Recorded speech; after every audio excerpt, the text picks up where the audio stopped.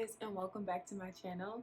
So from the title, you already know this is going to be a Q&A on grad school, particularly my program, so clinical psychology. So if you're new here, I am in a clinical psychology master's program. But today I just wanted to answer all your questions. But before we get into that, can I say I am like so surprised. Like I've been gone for some time and I apologize. I know you guys been asking for like all types of videos, asking me all these questions, and I've been trying my best to answer in the comments, but I thought it would be a little bit better to like give you a whole video rundown.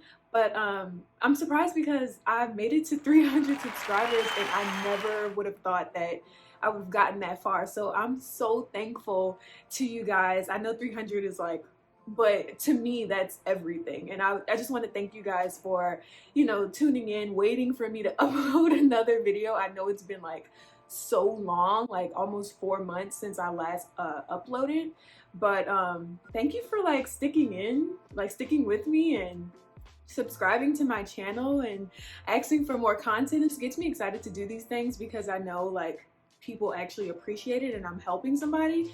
So yeah, like I'm so happy that you guys are still here and you're still watching, supporting me, so thank you so much.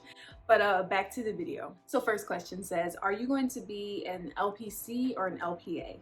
So basically an LPA is a licensed psychological associate and an LPC is a licensed professional counselor, I'm sorry.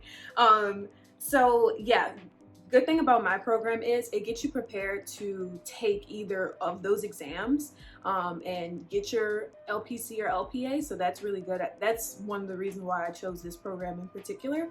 I'm leaning more towards LPA. I'm still at odds, but I'm leaning more towards LPA because eventually I am going to go back and get my PhD or my PsyD. And if you take the LPA exam, which is basically the licensed psychologist exam, you don't have to retake it when you finish your doc degree. So yeah, I'm leaning more towards LPA. I believe it's the EPPP exam that you have to take. It is more expensive than becoming an LPC. So if you are looking for like, I guess like money wise, then LPC is just a little bit more cheaper. I mean, you still have to take the test, so you still have to take a test. So yeah, I'm leaning more towards LPA. Okay, so next question. How did I know that clinical psychology was the right major for me? So when I was in undergrad, my major was psychology, and I knew that with that degree I wasn't going to be able to do the exact thing that I wanted to do, which was to like become a therapist and do therapy with clients and patients and things like that. So I knew I had to take it a step further. The reason why I chose clinical is because it is more therapy based. The field that I actually want to go in within psychology and clinical psychology, which is psycho-oncology, so therapy for cancer patients. I knew I had to get some sort of clinical background. So that's why I chose clinical psychology. Okay, next question. So they said, I'm a freshman, I'm guessing like undergrad. So what are some of the classes that I should take now that can help me prepare for grad school?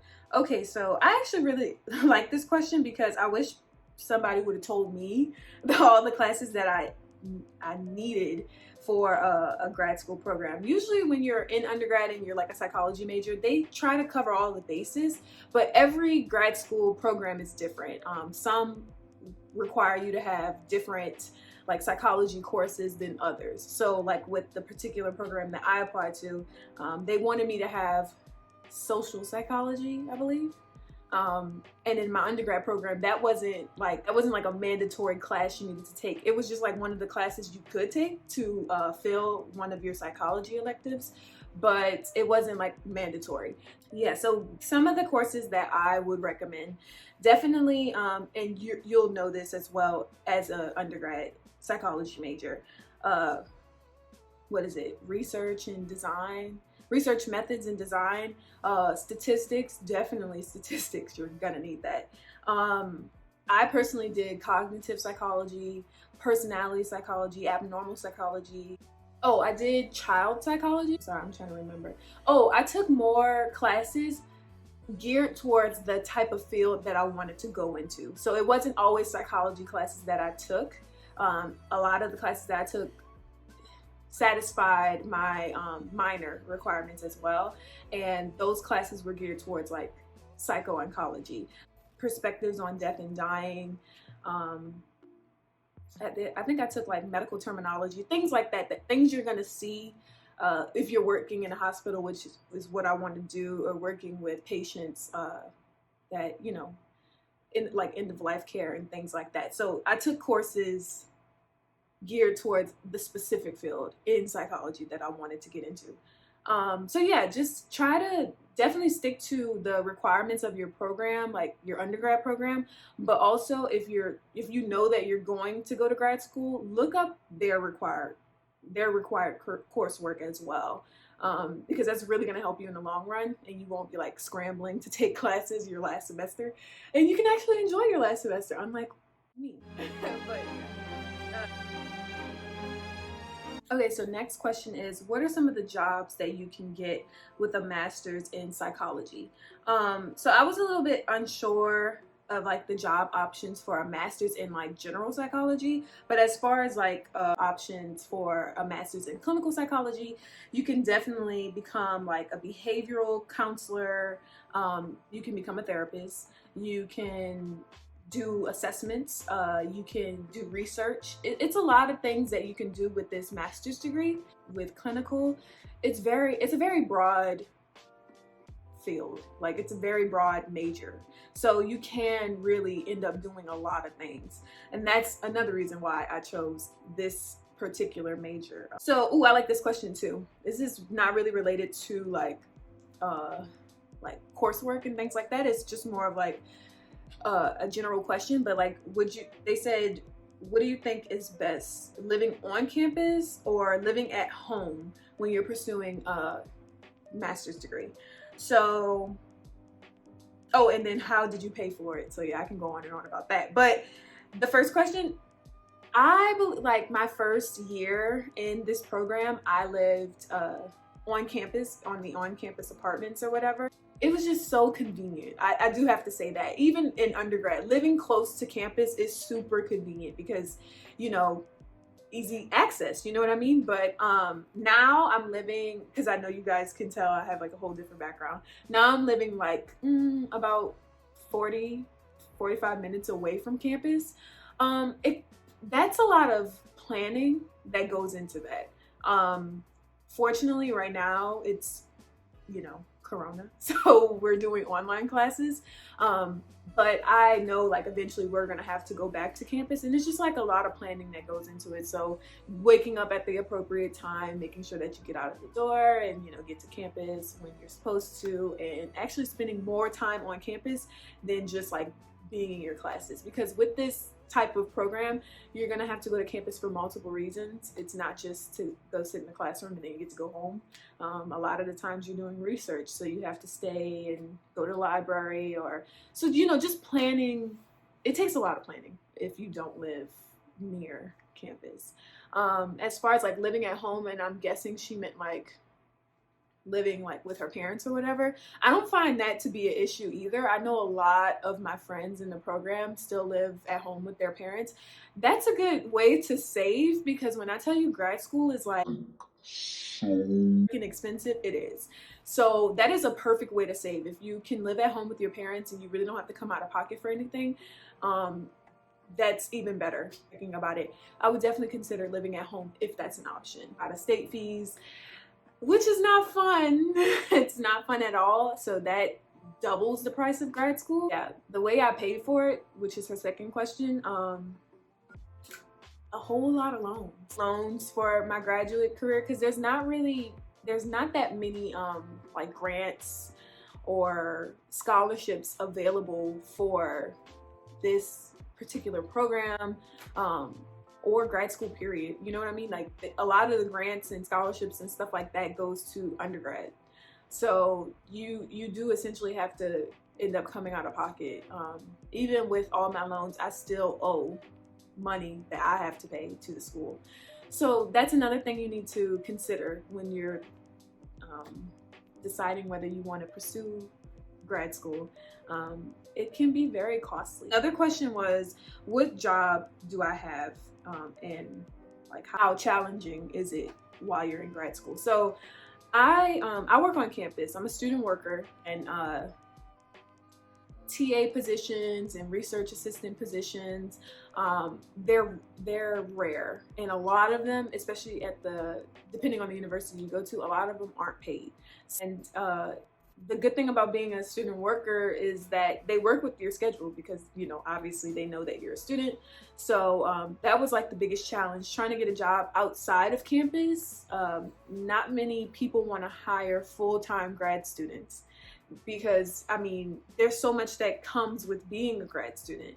It's not just, oh, you have to go to 3-hour classes. It's, oh, you have to go to 3-hour classes. Oh, you have to do research labs. Oh, you have to do practicum and internship. And it's a lot, especially in this major. So that's another thing to take into consideration. That's why I chose to become a student worker. Okay, so here's the next question. So how many years of college will it take entirely to complete like this degree? And then what classes should I start to involve myself in as a high school student? And what are the pros and cons of it all? As far as how many years it will take, so of course, you know, 4 years of undergrad. My master's program is 2 years. If you decide to do a PhD or a PsyD program, that could be another roughly 5 to 7, depending on what they accept from your master's program. Like if you're gonna do it the way I'm doing it, which is do a master's program first and then try to do a PsyD program, depending on what they accept from your master's program, it could be shaved down to like 4 to 5 years, but they roughly usually say 5 to 7. As far as what classes you should start to involve yourself in high school, definitely if your high school offers psychology courses, go for it. If there's some sort of psychology student organization or club or something like that, join that. That always looks good on college applications. My school didn't have psychology classes. Like my high school didn't have psychology classes. So yeah, the pros and cons of it all. The pros to getting that experience while you're in high school, definitely you got one up on everybody who didn't have that experience. You kind of really, you're laying a really, really good foundation to build upon with all the other knowledge you're going to finally unlock when you get deeper and deeper into your core psychology classes. Getting a really good foundation, that's the pros. Cons, if you kind of, I guess, I don't know if this is a con, but I'm thinking like maybe if you kind of involve yourself deeply in psychology and only psychology, you can't really get the full experience of maybe any other field that you might want to dabble in. Okay, and my very last question is, what is some good job experience you can get while you're in undergrad so that you can apply to grad school? Okay, I love this question because I feel like I didn't get this help, and I would love to help anybody that I can. So some job experiences that is really, really good. I would say if there is like some sort of behavioral analysis center in your area, apply to be like an intern, or even if they have like entry-level jobs at that center, apply for those because that is really, really, really good experience.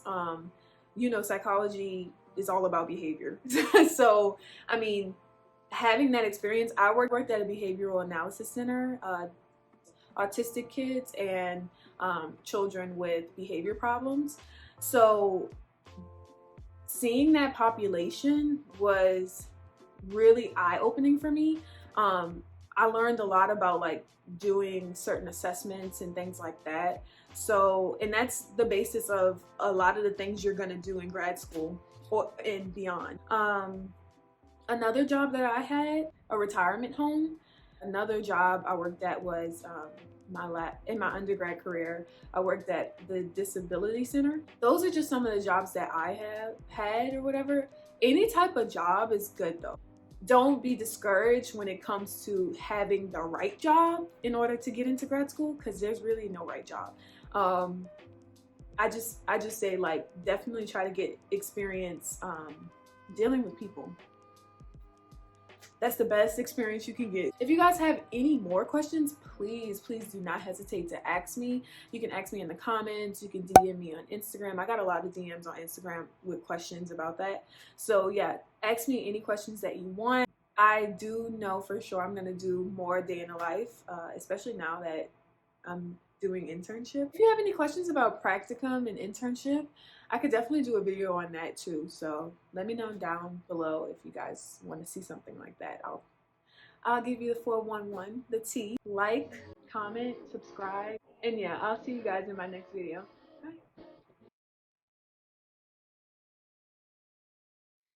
Motherfucking